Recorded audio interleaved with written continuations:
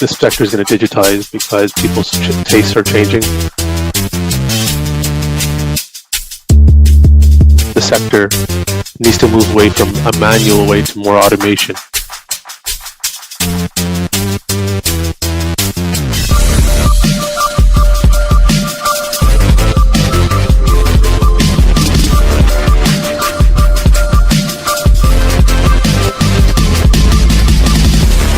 Talent is expensive, and we're a tier one player when it comes to talent.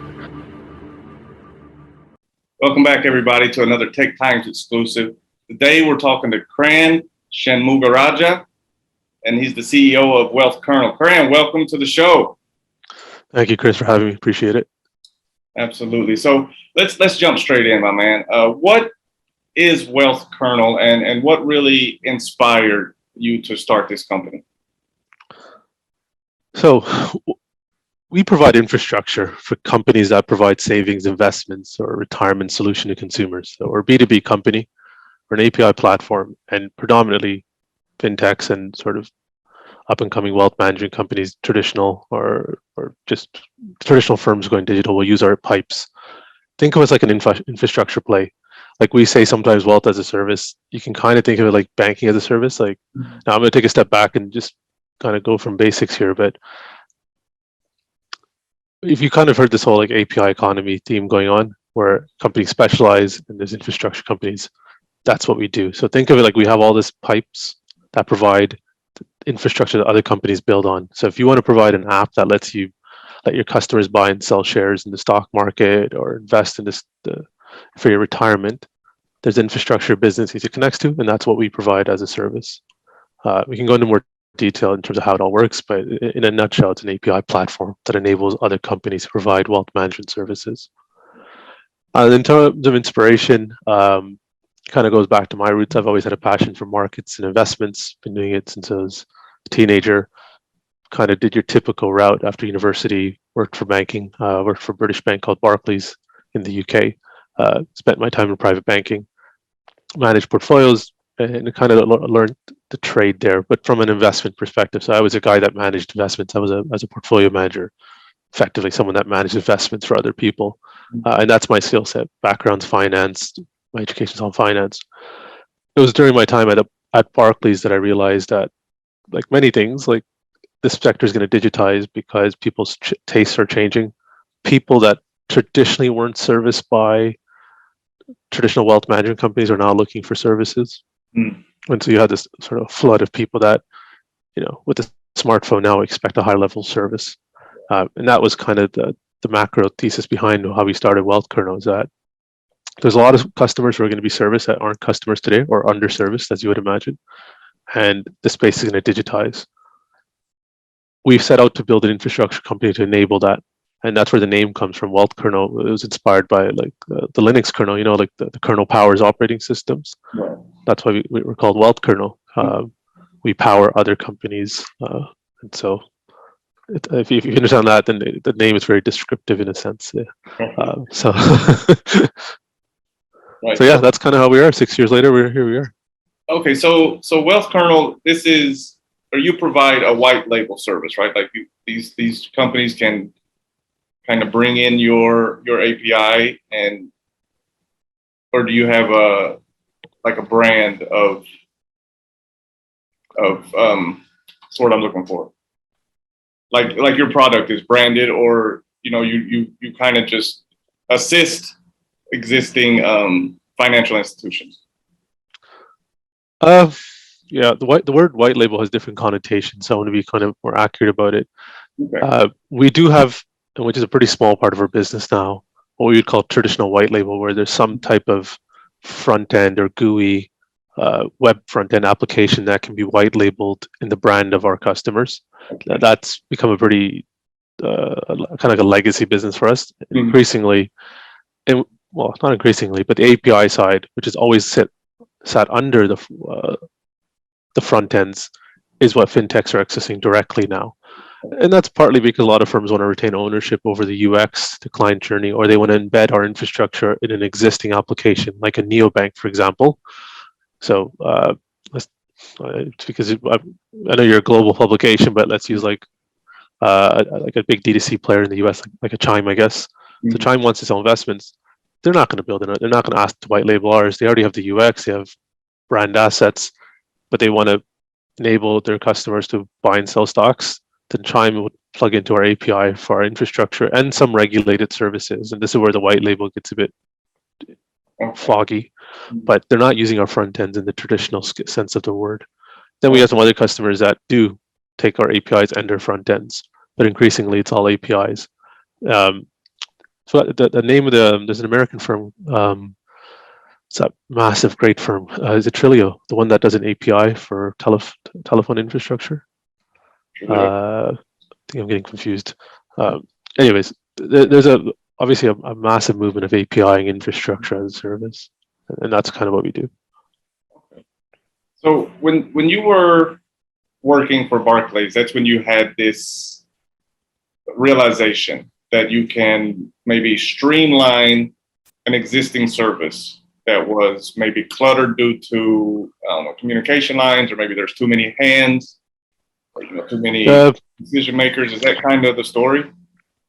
To be honest, our business has pivoted a few times to get to the exact proposition, but at Barclays, the thesis was kind of intact in that we knew there's all these smaller customers, as we refer to them, that the bank wouldn't want to service because of their size. Right. And we knew that the sector needs to move away from a manual way to more automation because people want to do stuff at home or on their phone. So the first iteration was we were going to enable software and give that to financial advisors to use with their smaller customers. That was a terrible idea. The advisors didn't want to adopt technology. Right. And then we had a fintech come to us out of the US who wanted to leverage that, and they white labeled it. And then my co-founder at the time, Joe Campbell, really kind of pushed the narrative on APIs, which we've always had from day one. It's just we've sold what was on top of the API rather than the API. Okay. And that took a while to retool our business, but we realized very quickly that advisors weren't early adopters, which in hindsight you can say no shit. But at the time it was a bit too idealistic. I came from that world, so as a portfolio manager, but our adoption came from fintechs really, who wanted the APIs, who wanted to craft and distribute, but really didn't want to go into the plumbing and too much of the regulatory stuff they wanted no part of. So market forces, one thing led to another, and our business that we started with, the white label bit, kind of became our legacy business. We peeled that back and exposed APIs and haven't looked back since. Okay, I see. But your background is finance, right? Like, correct. Did you minor in technology, or no? I actually double minored in political science. Yeah, political science. Okay, yeah. How have you maneuvered so well in the tech? I know it's a dog eat dog industry. One by when we first started, having a great co-founders, two co-founders, Yannick Bruder and Joe Campbell, and obviously leaning on Joe's technical prowess. I also went back to school part-time, not like school, like college school, but like I went to an evening course when I was at Barclays, just trying to get myself, what do I say, up to speed. Reduce my lack of knowledge, if I have a better way to say it. 2 days a week, just to learn the lingo and when the framework, right? Because it's not everyday stuff. I would say that great investment, like that was a bit, after when you work at a bank and you go to a course on a Tuesday, I forgot the exact days, but 2 days a week, it's a bit tough, right? You got always the guy that's coming in late with a big coffee, sitting there trying to stay awake.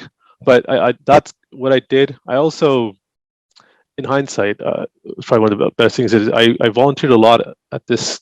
They're not really around anymore. It was an American organization called Startup Weekend, which is it's effectively an organization that set up startup hackathons across the world. And they did a few of those in the UK. And I would always volunteer just to help organize, but just kind of by being around people, you kind of learn by osmosis, like the pitches that they do. And then after a while, I started participating in them as like the business person. And, you kind of immerse yourself into it, just jump in the deep end. So even that, all of the courses and the startup weekends and all this stuff, probably only dented it like 5% of my knowledge. I also covered a little bit of tech stocks as well and financial. So I had some strategic understanding, but I wouldn't know the difference between a USB and an API 10 years ago. Okay. Right, like these are 3-letter acronyms and just kind of sound the same to me. So, but like I think I know there's more things I don't know than I do know, which is the case still today. And one of the things that has guided as well is that you try to get people who are smarter around you, and that's certainly what we do on the tech side, is just to really hire good people. Not that, to be honest, that extends all across our organization now. Right. Yeah. I agree. I worked with a gentleman as a consultant for a couple of years, and that was his motto. We would discuss things. He was experiencing rapid growth in his fabrication company, and his motto was, I don't have to know everything. I just have to hire people that do. So it's a pretty good dichotomy to where don't kill yourself like trying to learn everything. Just and like you said, your co-founders were knowledgeable, so. I think you navigated that pretty well. Got lucky as well. Like I think I get that question a lot about people. It's like, how did you know? It's like, I didn't know.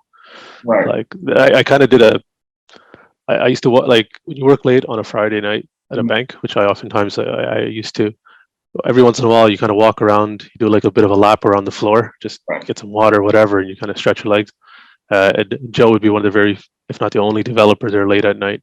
He was also a more senior person in the team, and that kind of meant this guy's good because I knew the reputation he had, but he also had the work ethic. Right. And you kind of have to, triangulate some stuff and then roll the dice. Okay, well, yeah, it sounds like everything's working out. Okay, so we've been through. You formulated the idea. You know what you want to do. You've collaborating now with your co-founders. At what point in this process did you realize that your idea is actually something that there's a demand for, right? Like it's easy to convince yourself this is a great idea, this is a great product, but when it comes to convincing the masses, at what point were you like, finally they get it? It probably around the time, maybe about 3 years ago when we did our first sort of Series A. And money's a great validation, right? Right. Yeah. I think we've always been steadfast in the belief of the problem, and that was easy for us because we came from the industry. So this is what I did. So the problem, and as long as you believe the problem is a legitimate problem, then you have to kind of fine tune the solution. So there was never really like a question of like, is there a problem? It's maybe, is the solution a white label or an API platform? You kind of tinker on the edges like that, and that helped with our resolve, and that maybe we were a little too early. And the sector was early as well, right? Like now APIs are all the rage. But it was probably about 3 years ago, and one of the I was catching up with one of my co-founders over the weekend, Jan, and we were talking about massive inflection points. And when ETFS, who led our Series A a few years ago, around that time, there's a lot of market validation because large organizations and other companies who were raising mentioned our name. And that's one of the great, I think, just by coincidence or by design, because we power a lot of other fintechs. Every time they go to raise money, inevitably investors ask about their suppliers, like, how are you able to do this? And our name came up, and that there started to be a bit of a buzz, and there started to be validation around that. And I think for a lot of other people, the fact that we were quite gritty, don't fail, kind of stick with it, push forward. Okay, if WealthKernel hasn't died in the first few years, it feels like these guys are never going to die. So like there's a certain acceptance that these guys are just going to be there, pushing it forward. And it kind of came together quite nicely around that time. Okay, well, yeah, you mentioned getting the Series A plus or whatever. I think at the end of 2021, I think, yeah, you was able to secure about $7 million. Now, how important is this? Not only for the company, obviously it's very important for the company, but for the vision and the mission that you initially set out to achieve. Yeah, so we did a Series A. We did like Series A extension, the A plus round as we call it. We kind of just made up an acronym, because I didn't feel like it was large enough to be a B, but at the same time, I feel like we've gone up for an A, so we just bolted on a plus sign to make it look good. It's one of these that you get creative, right? Like it's always Right. about the message. And we got some good marketing people here now. So, it's massively I was important. like, oh wow, 8+, that's awesome. Wait till you see the 8 double plus. No, in all seriousness, like we're a custodian. Like I know I simplified what we do a lot, but if I take a step back, like we're a tech provider, but the infrastructure we provide is highly regulated. Ultimately, we're responsible to ensure that people's savings are where they need to be and how much they have and what they have. The record keeper of we're the record keeper effectively. So that's a very serious, highly regulated role. To do that, you want to make sure that your supplier is going to be around. So you need to show that you're well funded. So first thing, it gives people confidence. Now, we're still tiny in this world of custodians, and some of the big players are that they custody trillions of dollars now, and we're still like a rounding error for some of these players compared to them. And so funding helps because customers don't want to go with the vendor that might not be around, right? Runway is very important. It's not a nice to have in our space. So that's the first thing. It just gives people confidence.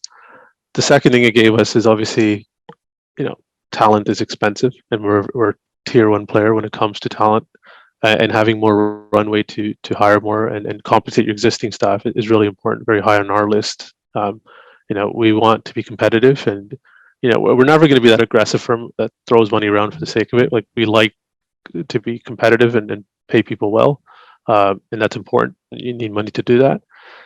Right. The other part we got with this round specifically is we got a great lead investor in XTX Ventures, who a lot of capital markets expertise that was really strategic to some of the stuff that we're working on now in terms of intraday equity infrastructure out here in the UK and Europe soon.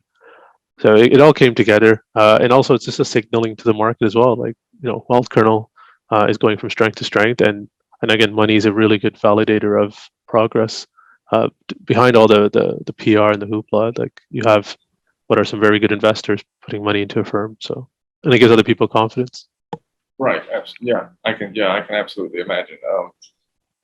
So I understand you recently, maybe in the last couple of months, you released may be the right word, the instant matching deposits. For our viewers and me, to be honest, could you maybe break that down a little bit? Kind of like Barney style and let us know exactly what instant matching deposits means. Yeah. Yeah. Think of the traditional setup like old school mail, right? And think of when a customer sends us money as a custodian, think of it coming through the post. It takes a day to get there, right? And that's a lot of lag. So if one of our customers wants to, let's say, fund their account to buy some stocks, they need to send us money, and think of that showing up a day later. Okay, just like in the mail, it just shows up, and then we tell them we received it, send you a notification like, hey, Chris, we got your 5K. We're going to put that to work now. Think of instant kind of like email. You're sending us the money, but it comes immediately.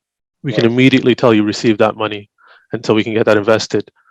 There's obviously the speed part of it, but there's also the emotional, psychological part of it, which is that for our customers, and we talk about our mission, and we focus on like we say, we focus on infrastructure for everyday people. Like that's how we think about the wealth infrastructure, and that everyday people we define as the bottom 70% of society, right? So if you're looking at that person and that individual is putting 5K into some investment, that's a lot of money. They don't want to wait a day to find out has it gone to where it needs to be. If we can send up a response back to the business that we're working with, and they can immediately say, ping, we received your 5K in a second, that just gives you confidence. More than that, a lot of people will send like, $10 or £10 first to check if it all works, just to see, like, can I do 10? Can I withdraw 10? And if you can do that, all the better confidence, right? And you see that it's not just gratification, but it's confidence because people have a lot of suspicion of financial services. And that's what instant deposits does. It just speeds up something massively, 24/7, 7 days a week. Okay. Well, that was a great explanation. I appreciate it. Now I do understand. I looked it up a little bit earlier, but then I was like, why am I looking this up? I could just ask Karan about it later, So yeah, I kind of say, yeah. So since you were, you said you were a portfolio manager and you have an extensive background in finance. Is there any advice that you can give to someone, whether it be $10 or £10, for building wealth? So let me give the compliance answer, which is obviously I don't give advice, and people should get their own advice, etc. I would say to people is that know who you are in terms of an investor. Is this something you want to learn about or not learn about? Like, there's things in life that I want to learn about and not learn about. You have to admit that to who you are. So if you think as an investor you want someone to do it for you, just accept that for your reality, and then work with someone and kind of go down the principles of diversification and do it yourself and kind of stick to that. You're never going to find this exciting. If you're one of these people that you might find it exciting, I would encourage everyone to find an amount of money that is you can lose and you're not going to think twice about it. It can be $10, $1,000, whatever that number is, and think of it like tuition to learn, right? And you can read and everything you want, but sometimes just putting $10 in a stock and following that thing going up and down and just immersing yourself is good payback. And then you can understand what type of person you are and start kind of learning about investments. Even if you were to lose that sum of money, you've learned yourself a lesson about diversification and loss tolerance, and you know who you are. When it comes to like picking stocks and ETFs and diversification, like that gets a bit technical, and there's all types of people out there and narratives, and there's a lot of stuff going on.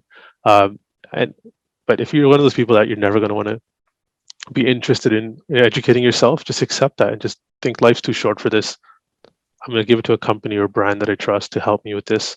And hopefully that's one of our companies that use our infrastructure, and then just apply yourself to something that you really care about, like whatever it's making bread or whatever it is that you do, right? Like if stocks and investing is on there, but if you do care, yeah, like dabble, learn, and find what type of investor you are, and then go from there. Some people want to buy stocks, some people want to buy crypto, some people want to diversify, buy ETF funds, and that just depends on the individual. Some people just want to have their money in savings accounts, which is also respectable. Right. So I just think it's money, and if that's something you're interested about, spend the time to just look at all the different things and then go down a route that you're most comfortable with. Okay, well, I think that's great advice, Grant, and I'm sure everyone will heed your advice. And I think it's very important, maybe not only in investing, but just in life, before making financial decisions, especially, but most life decisions, it should be based on who you are, and do you want to not only invest money but invest time, right? Like you said, maybe baking bread is your thing, but if you don't want to invest the time in reading the recipe, then your bread is not going to be worth a shit. Yeah. Might as well just buy the bread at this point. Yeah. But the thing with money is like good advice is expensive, and bad advice is even more expensive, right? So like it depends what you're doing, and it can get really expensive really quickly. So just know yourself, know your situation, and go from there. All right. Well, I appreciate the advice. So what can we expect to see from WealthKernel in the future, Grant? So we're expanding into Europe. We're at the cusp of that, hopefully. We're waiting for some permissions, I'm not sure if it carries the same in the US, but effectively being authorized to operate in Europe. Okay. So that hopefully that gets done in the next few months, and that makes us a firm that can operate in the European Union and in the United Kingdom, which will set us apart from any other platform. Okay. We're working on some stuff in the pension space in the UK through our API. We call them SIPs here, or personal pension plans. Mm-hmm. That's a big development for us. We're looking at the United States, a bit early on that, but we are looking at how we can service clients there. We get a lot of inbound requests from North America. Okay. So that's close to home for me. So it'd be nice to do something there, but I don't think that's a 2022 ambition, unfortunately. I think we got more stuff to do here. We're looking at bringing on a lot of trading infrastructure. We call it intraday trading. Effectively, there's a lot of demand for people that want to buy and sell stocks, and that infrastructure, we're looking to roll that across the UK and Europe as well now. So we have our plate full. Okay, well, great. I'm excited to follow you guys. Actually, I gave you guys a couple follows. I don't know if it's earlier today or yesterday, but yeah, on a few platforms. So I'm gonna be keeping up with you guys, and feel free, Grant, anytime. And if you have an announcement or something's going on with Wealth Kernel, feel free to come back and see us. Yeah, and if you're ever transiting through London, you let me know. Oh, absolutely, for sure. All right, thanks, Grant. Have a good one, Chris. Thank you.